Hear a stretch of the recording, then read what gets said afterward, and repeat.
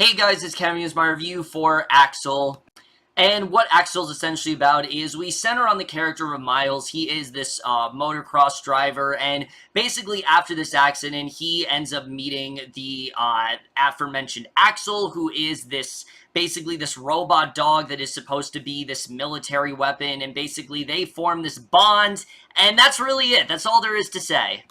So, Axel overall, I wasn't necessarily, dreading this movie or anything, but it looked really dumb. It looked like the definition of a late August release that they're just kind of dumping in theaters. It looked very generic and boring and like things we've seen before, and turns out that's exactly what it is. Axel not only is a very generic and derivative film, but it is probably one of the most unnecessary films I have seen all year, and I'm going to get into that right now, starting off with the cast.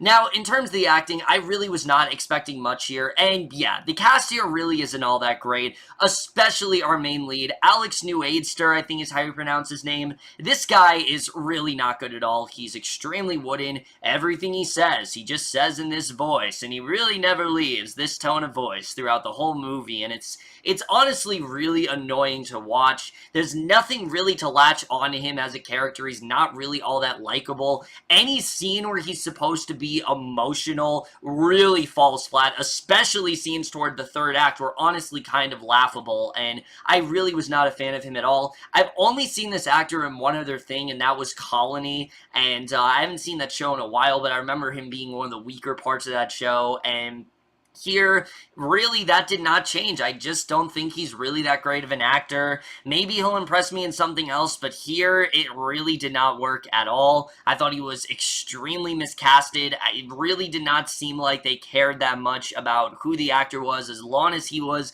a good-looking kid, and that's exactly what he is. You know, I guess that's fine or whatever, but that's really all he has going for him, is that he's good on a motorcycle, I guess, but that's really all this actor has going for him, and it just isn't really something that, you know, when you're trying to get invested in a character, to me, that's simply just not enough, and I just really did not think he was very good here at all. Becky G, on the other hand, I actually did like here. Now, sure, she does have that trope of the girl that dresses in, really skimpy outfits and is immediately drawn to, you know, Miles as a character, but I actually did think she did a very good job here. There's a good scene between her where she's talking about her past and someone that has died in her life, and I think she did a good job. Some of the more emotional scenes I thought she did pull off pretty well, and while these two have virtually no chemistry at all, she does a good job of trying to make it a little bit more believable.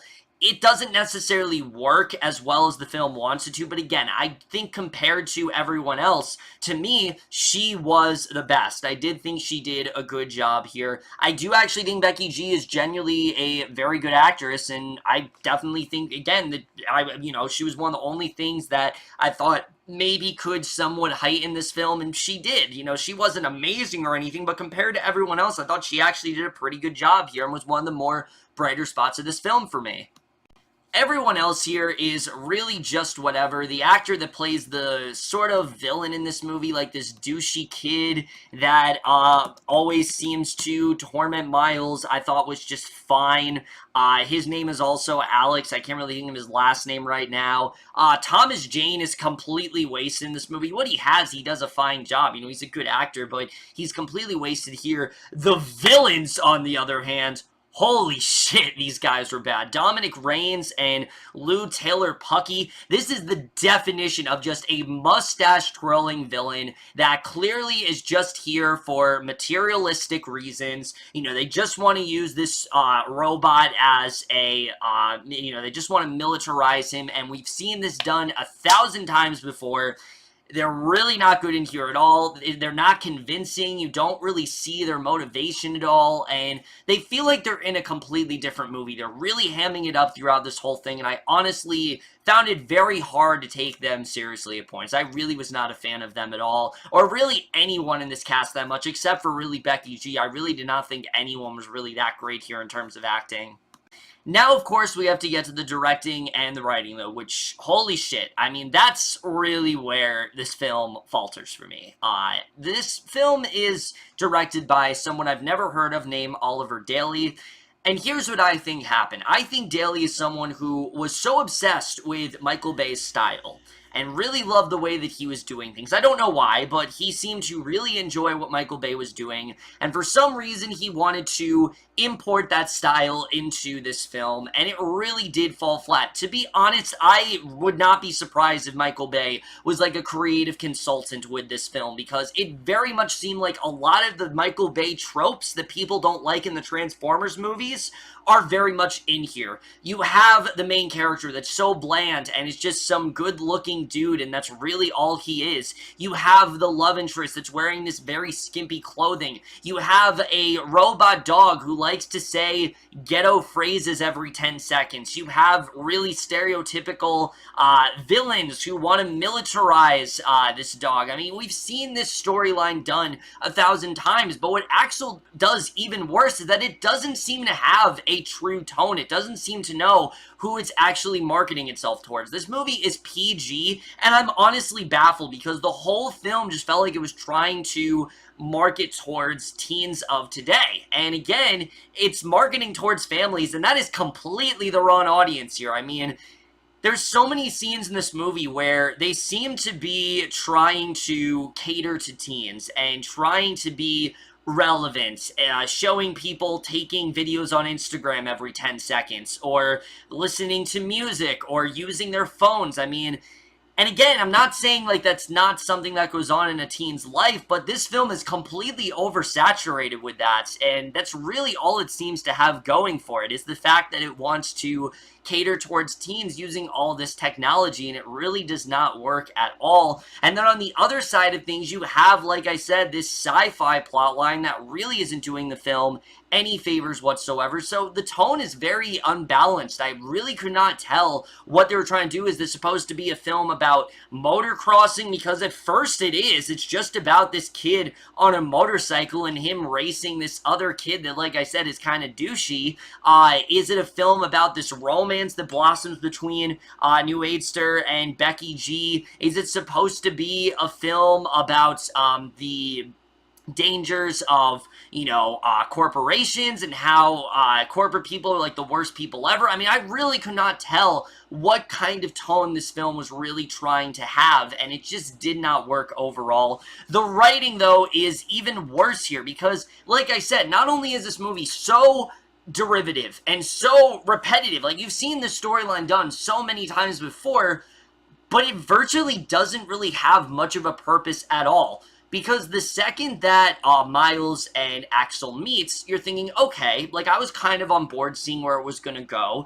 At first the movie I thought was extremely boring, getting us introduced into him and motocrossing and this kid that likes to light stuff on fire for some reason. I don't know why, but that's something that he likes to do. I don't know if anyone else has ever had an aspiration to light stuff on fire, but if you do, then there's this character that will appeal to you, I guess. I don't really know, but the second that him and Axel met, I thought, okay, there is some potential here. Let's see where they go. The second they meet up, though, they already are acting like they have this bond. They already are acting like they have had this bond forever. It felt as if I was watching E.T., but I was watching E.T. on speed. Like, someone skipped all of the character development between E.T. and Elliot, and just immediately they have this connection. And it just did not work at all. And it especially doesn't help that despite a few little things here and there,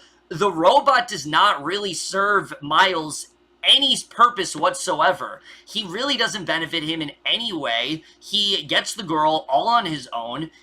Anytime that he wants to take down this arch enemy of Miles, he tells him not to do that. So the whole movie, I'm just questioning, what is even the purpose of this relationship? Why does Miles care so much about Axel? Axel has done virtually nothing for him. So what's even the purpose of him doing that? I really did not understand all that much. And again, I wouldn't be complaining if maybe there was something interesting going on in the story, but there simply isn't. The kid who is the villain and who you think is going to be the villain in this movie, who's being a dick towards Miles, doesn't seem to learn anything. There isn't a scene where Miles takes him down and you feel this great sense of, you feel this great sense of accomplishment, and you feel like Miles has really learned something. That doesn't happen in this movie. The kid is still on top. Sure, maybe he gets a little bit, maybe he gets just a little bit scarred from Axel almost attacking him, but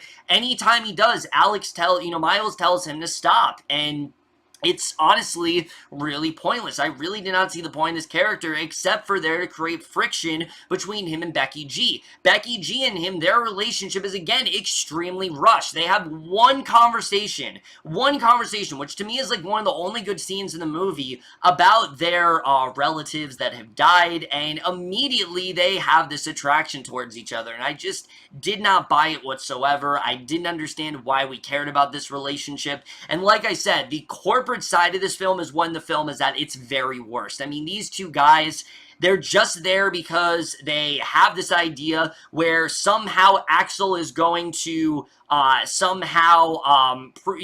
stand itself against a bunch of soldiers, and they're on board with the plan and everything, and you don't really understand why these guys are so threatening. You don't really understand what they're trying to do, why they want Miles to have this dog. Just does not make any sense. A lot of the film, they're just kind of observing everything. They're in this control room, which they seem to live in because they never really leave it throughout the whole movie until they're eventually ambushed, which that's not a spoiler. You know they're gonna get ambushed. You know they're not gonna get away with this at all. It's totally obvious the second it happens.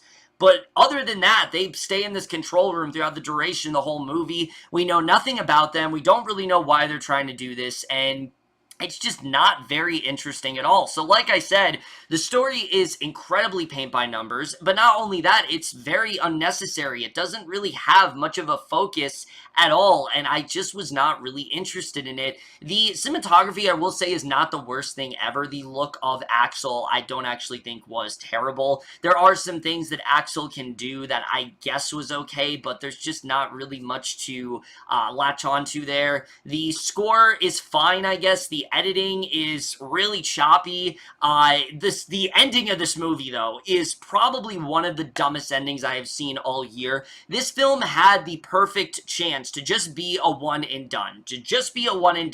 We don't need anything else. But no, for some reason, this film thinks that it's going to make all this money, that if for some reason is going to get a sequel, and it is one of the most laughable sequel bait endings I have seen in the longest time, and really is the only reason to see this movie. Other than that, you really don't need to see this. This film is incredibly disposable. It's really dumb. It doesn't really have much of a purpose to exist whatsoever. Miles and Axel don't even really have that believable of a connection. The only thing that Axel seems to remember about Miles is this one phrase that he keeps saying throughout the whole movie, but that's really it. The romance is forced. You don't buy into the villains. You don't really care about anything that's going on in this movie. It's one of the most inessential films, I think, of the entire year, to be honest. It's a film that I honestly really couldn't stand. I'm really surprised that Michael Bay didn't produce it because it has a lot of similarities of a Michael Bay film, but it's also trying to be like E.T. and things like that, and it really just feels like a rehash of all of those different films,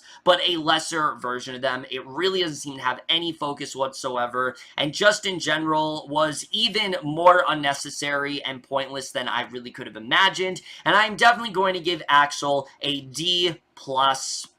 Just skip it, guys, honestly. It's not worth your time whatsoever. You probably didn't see it. There were literally 4 people in my theater when I saw this movie, and it's gonna bomb horribly. It's the perfect late August release that you don't need to see whatsoever, but that's it for this video. Hope you guys enjoyed it. Let me know what you guys saw this movie. If you care about this movie for some reason, let me know what you thought about it, but you probably didn't see it, so you don't even care about it, but that's it for this video. Hope you guys enjoyed. I'll see you guys in my next video, and we'll see you guys for that. Okay, bye.